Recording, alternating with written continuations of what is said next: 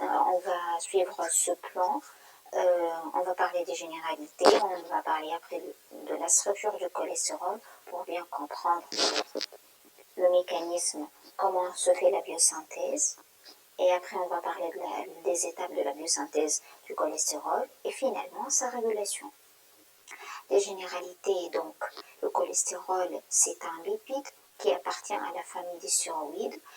Il existe soit sous une forme endogène, soit sous une forme exogène. La forme exogène, c'est par l'alimentation.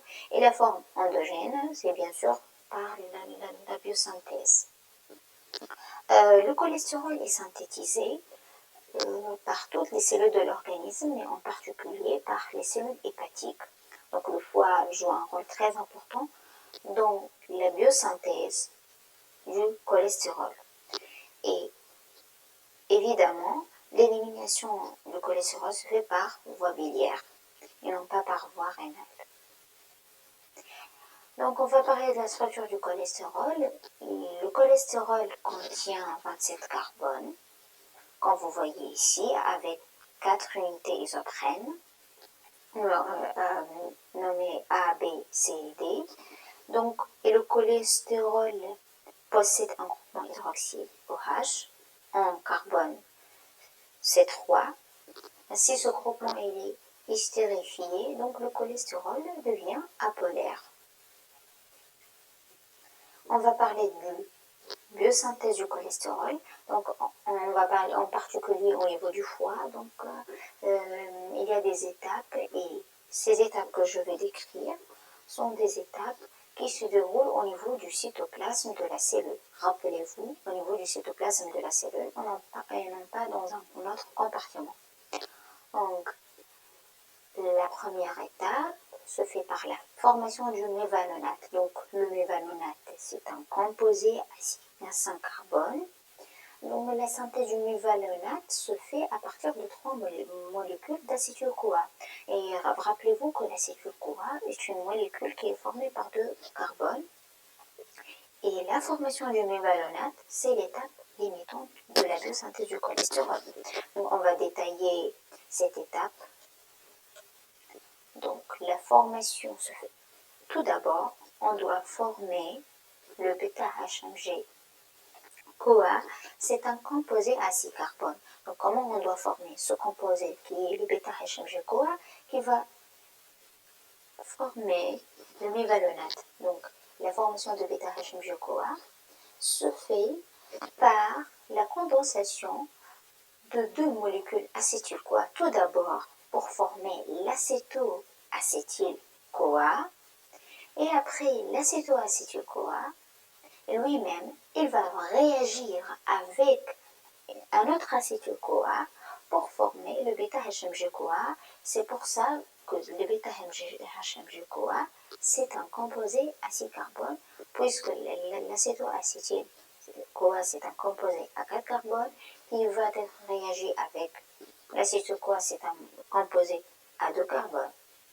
Donc, et après l'étape dernière, à partir de bêta-HMG-CoA, on va former le mévalonate. Donc, c'est une réaction de réduction. C'est la réaction limitante de biosynthèse de la voie de cholestérol. Donc, et l'enzyme clé, c'est le bêta-HMG-CoA réductase. Le coenzyme, c'est l'NADPH, H+. Donc, on va faire une réduction pour le bêta-HMG-CoA pour former du mévalonate. Et après, on reste au niveau du cytoplasme, formation des unités isoprènes actives. Rappelez-vous qu'on a parlé à propos de la structure du cholestérol et on a dit qu'il est formé par des unités isoprènes. Donc, il faut synthétiser ces unités isoprènes. La synthèse de ces unités isoprènes se fait à partir de mévalonate. Donc, on a parlé à partir de mévalonate. La mévalonate va subir des phosphorylations.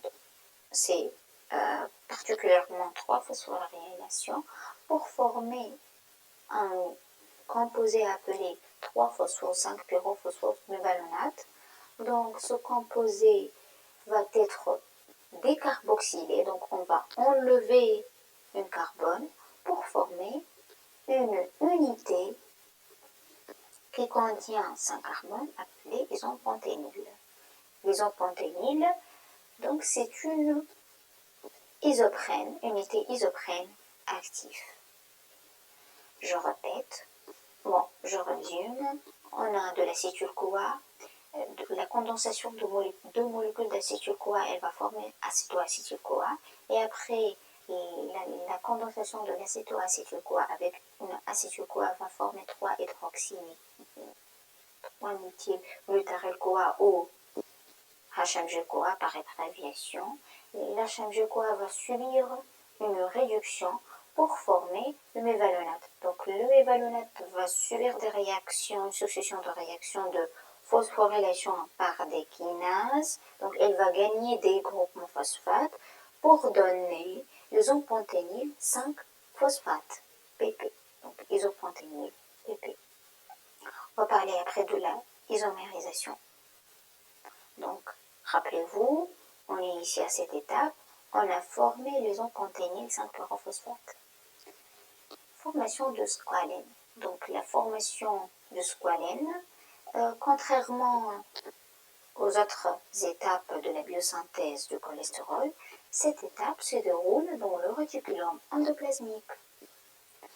Donc, on va faire tout d'abord, à partir de l'isopentényle PP, on va former le diméthylallyle-PP par une réaction d'isomérisation. Ça va se produire une simple isomérisation qui va donner diméthylallyle-PP. Et après, le diméthylallyle-PP va se condenser avec l'isopentényle-PP pour former le géranyle-PP. Le géranyle-PP, c'est un composé à 10 carbones. Rappelez-vous que le diméthylallyle-PP et l'isopentényle-PP sont deux composés qui sont formés par 5 carbones chacune. Donc, à partir de géranyle-PP, qui est un composé de 10 carbones, on va former avec l'isopentényle-PP la farnésyl-PP. Farnésyl-PP, c'est un composé qui est formé par 15 atomes de carbone. Puisque le géranyle-PP il est formé par 10 carbones, l'isopentényle-PP il est formé par 5 carbones, donc le farnésyl-PP il est formé par 15 carbones. Vous questionnez alors, où est le squalène dans cette étape? On va parler du squalène. Bon, pour dire ici cette flèche que le géranyle-PP c'est le même ici. À partir de deux molécules de farnésyl-PP, donc la condensation, donc cette étape va se répéter une autre fois pour former une autre molécule de farnésyl-PP. Les deux molécules de farnésyl-PP vont former le squalène. Le squalène, puisque le farnésyl-PP contient 15 atomes de carbone, donc le squalène par conséquence contient 30 carbones. Donc, et je répète que cette réaction se fait dans le réticulum endoplasmique. Et après, on a formé le squalène. Donc, la dernière étape, c'est la formation du cholestérol. Donc, la formation du cholestérol, comme on a dit, se fait à partir du squalène. Donc, j'ai dit que le cholestérol contient 27 atomes de carbone, alors que le squalène contient 30 atomes de carbone. Donc, on va réduire le nombre qui existe au niveau du squalène pour former le cholestérol. Premièrement, primo, secondo, je vais vous... Est-ce que vous constatez ici le schéma du squalène? Le squalène, il n'a pas des cycles. Il doit y avoir une cyclisation des unités pour former le cholestérol. Donc, tout d'abord, on va former à partir du squalène 2-hypoxyde. L'esqualène 2-hypoxyde se fait à partir d'une enzyme le squalène monooxygénase. Donc, cette étape ne se fait qu'au niveau des cellules qui sont riches en oxygène, avec intervention de l'NADP HH+, comme étant une coenzyme.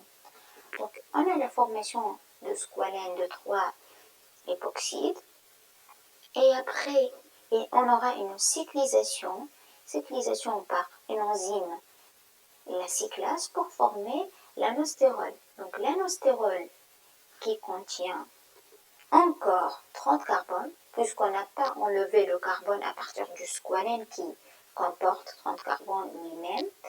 Donc, l'anostérols va subir des déméthylations. Les déméthylations, c'est l'enlèvement des groupements méthyl. Lorsqu'on enlève des groupements méthyl, c'est évident, on va réduire le nombre de carbone. Alors, enlever le groupement méthyl pour former la squelette, donc la squelette du cholestérol qui contient 27 carbones.